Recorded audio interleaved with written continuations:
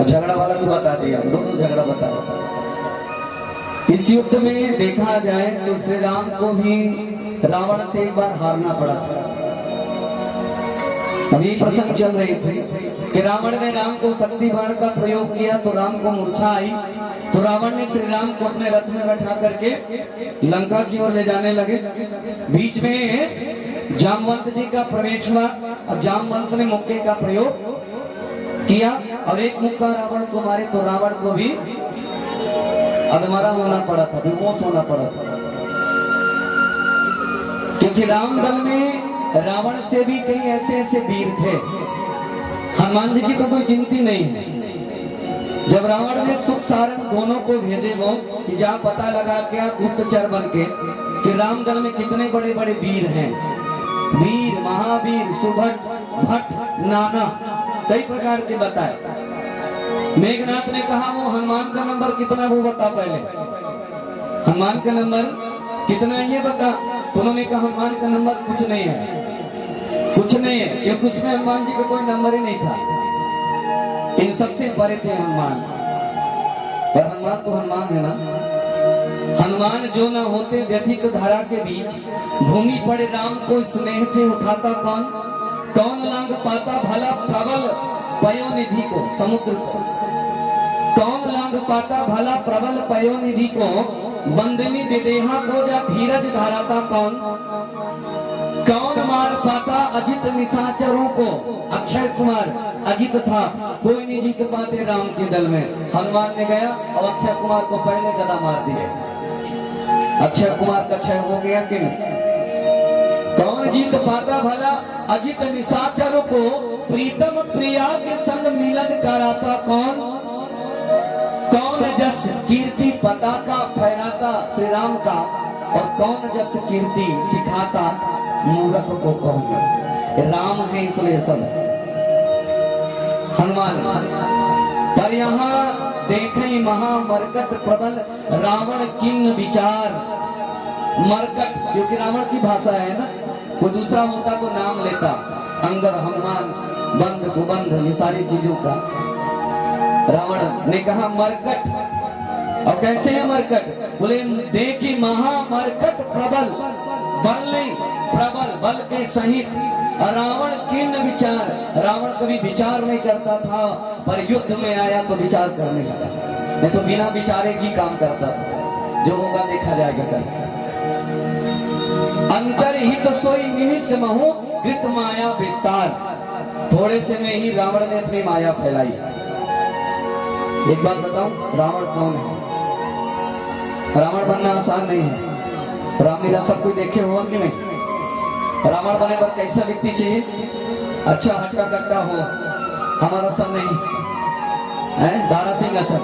एक बात, बड़े बड़े मूछा होना चाहिए, स्मरण शक्ति तेज होना चाहिए, क्योंकि रामलीला खेल रहा है, रावण का पात्र बनना है। तो सोठा दोहा राधे श्याम रामायण कवित्व सवैया सोठा सबको बोलना है, ठीक है ना। इसके बाद रावण बनते हैं। पर रामचरितमानस में लिखा है रावण है कौन, तो जय और विजय हरि के प्रिय दो।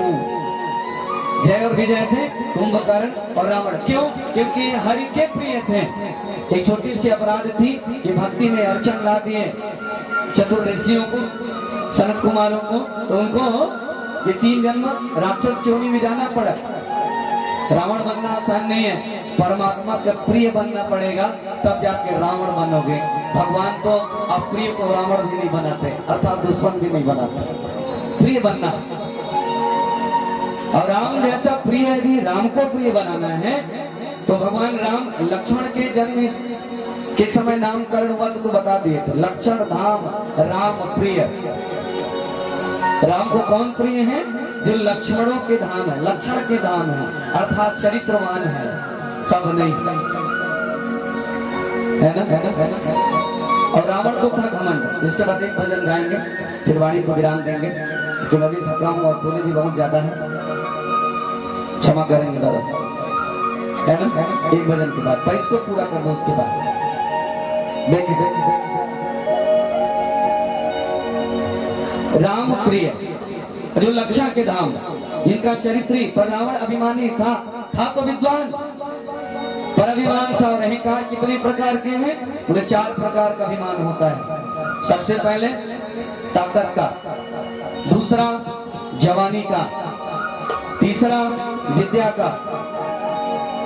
पहला ताकत और जवानी है ना, ताकत है तो जवानी है, और जवानी है तो ताकत है, तो बात तो कोई कहानी चली है ना। तो पहला घमंड बोले ताकत अर्थात जवानी का, दूसरा है विद्या का, तीसरा है दौलत का, और चौथा है सुंदरता का। अच्छा, अंग्रेजी में क्या बोलते हैं सुंदरता को? बताओ, पढ़े लिखे लिखल बाबू बता रहे, ब्यूटीफुल है ना, अलग अलग लिख वाला दोनों लगा लिखा है, ब्यूटी धन फूल। अंग्रेजी को बतावे, ब्यूटी मतलब सुंदर और फूल मतलब मूर्ख। ये सुंदरता लोगों को मूर्ख बनाने के लिए है, पर असली सुंदरता किसमें? बोले मानस में लिखा है। रामचरितमानस में सबसे सुंदर कौन थी? तो सबसे पहला नाम आता है मंदोदरी के। अब राक्षसी कैसे सुंदर हो है? मैं तनया मंदोदरी नामा और परम सुंदरी नारी ललामा। परम सुंदरी, गुड बेटर बेस्ट, इसके बाद सब इन्वेस्ट।